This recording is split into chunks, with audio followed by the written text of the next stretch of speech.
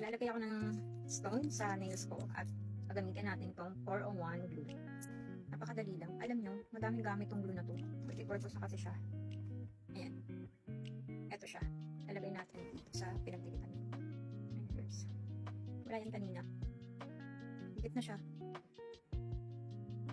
Diba, ang galing. Ang daming gamit talaga tong glue na to. Girls, worth it ang product na to. Kaya sa mga hindi pa nakakatry, ako, magpapahuli ka na. Very affordable and very useful. Sobrang tibay. Ayan, sobrang dikit na niya. Mamaya, babasain natin ng water. Pakita ko sa inyo kung gaano siya kadikit. Tignan natin. Konting-konti lang, patak lang. Ayan.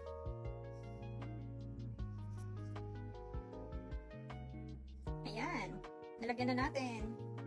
Diba? Ang cute. Cute. Babad natin sa water. Tingnan natin kung matatanggal.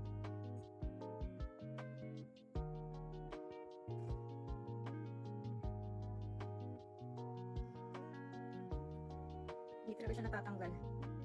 Sobrang dikit. Okay, yung link dyan sa Yellow Basket, girls.